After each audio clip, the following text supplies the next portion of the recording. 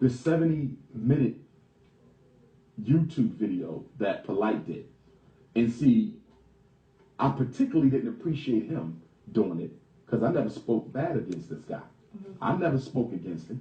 People been saying little things about him for years. That's none of my business. Do you feel like you know him personally? No, I don't know him personally. So he only saw you at these events? Yes, and he don't know me personally, which is why he had no basis to do an hour and a half of video. But be that as it may, my issue to him is you should stay in your place and mind your business. But I understood why he did the video. Why? Because he's not relevant anymore. He never really was relevant. And what do when you're not relevant and you want to become relevant? You attack the person who has the most relevance. That would be me. So to bring some attention to his faltering empire, he had to attack the biggest man on the block, and that would be Dr. Umar Johnson. Now, I could talk about the fact that you're a con artist. I could talk about the fact that people pay you money so you could change their status and get them sovereignty and they never get what they pay for. Con number one. I could talk about the fact that you claim to have all these commercial real estate investments and big properties that nobody ever saw and some people prove to be fraudulent. Con game number two. Okay. I could talk about the fact you claim to have all these businesses and empires and multinational corporations and you can get people property with no money down. That never happens. Con game number three. I could talk about your intellectual property theft, where you've written over 120 books, but there's no references in the books. And on top of that, you look in the books, you can clearly see that this is cut and paste work from the internet, which is why you never copyrighted almost none of your books, because it's not your information. So you're stealing it from other people. It's plagiarism. It's plagiarism. So you got a 4-platform con hustle that you run. Little boy, Whoa. Michael Noak. Whoa. And you got the audacity to speak on Dr. Umar Johnson, who never said a word about you, J.J. Evans from Good Times. Oh, wow. I never spoke against this man because I don't know him. And what I found comical about this clown was towards the end of the video, Mr. Michael Noak, J.J. Evans from Good Times, he decides to give me some advice, some business advice about raising money. Now, mind you, he don't know nothing about my fundraising. But again, he has some cyanide of Kool-Aid. So he starts talking about how I need to sign a contract with him, fraud covenant, so they can invest my money. Now, we've raised almost $500,000. I'm supposed to take, yes, ma'am. Okay. This is the people's money. $500,000.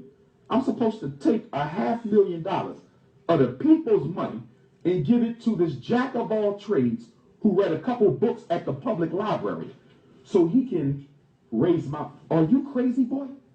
And then on top of that, he talks about how the school needs to be a publicly traded venture so the investors can get returns on their money. Now, any educator knows. And see, his problem is he's so used to running gimmicks on people. When he comes across an intelligent black man who knows what the hell he talking about, he fails to realize that that stuff ain't going to work on me. I've taken business classes. I'm certified. I was in a small business development training program approved by the United States Small Business Administration. I know business structure. I know business systems. I know annuities. I know stocks. I know commodities. You're not telling me nothing I don't know. So but the advice he gave was fraudulent. He said investors want a return. Well, guess what? What college do you know of in America that is well reputed, okay, that is publicly traded on Wall Street? Is Harvard publicly traded? Is Howard publicly traded?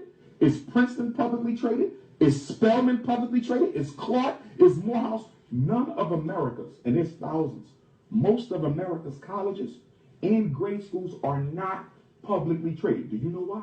Why? If it's publicly traded, you must guarantee a return for your investor.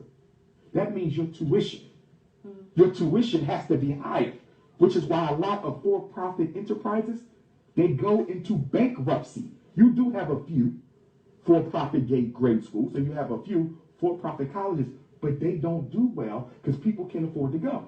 Now transpose that on what I'm trying to do. Give a low-cost alternative to miseducation. Half of our children are raised by single mothers.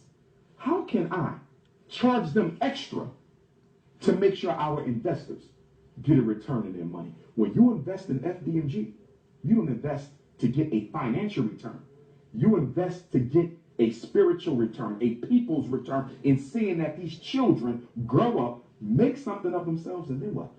Come back to the school and invest. Harvard University's endowment is like $1 trillion. Definitely over the billions. You know why? They invested in their students. They didn't trade on Wall Street. They said, if we educate these children correctly, they will come back, bring their wealth, invest it back into our college, and we'll be able to live ever after. Not because we made a quick dollar off of our students, but by investing in their future, they will invest in our future. So I'm saying all that to say that I already know what I need to be doing. First of all, part of our fundraising money is already in a money market. I just met with my financial advisors yesterday, and we looked at different types of vehicles that are out there to grow my money. Our money. The problem with many of the annuities and CDs that are out there and other investment vehicles, some of them are high risk. Many of them are not insured. Even the ones that are insured, if the insurance company bottoms up, you might not get paid. And most of them have a limited access clause where I won't be able to touch that money for a period between 3 years and 7 years. I want the school this year. Yeah. I want the school next year. I can't afford to take that $500,000 and tie it up somewhere where I could even lose some of the principal on it, even if it is insured, because after $250,000, FDIC is not insuring it, no matter what the insurance company said. You understand? Yes. My point is, I've investigated all this. He's trying to give advice to somebody who knows more than him about the topic he professes. But because he didn't con artist so many people out their money with these nonsense lies and games, he think he can come and play that game with me. Keep hustling your shea butter and your veggie dinners.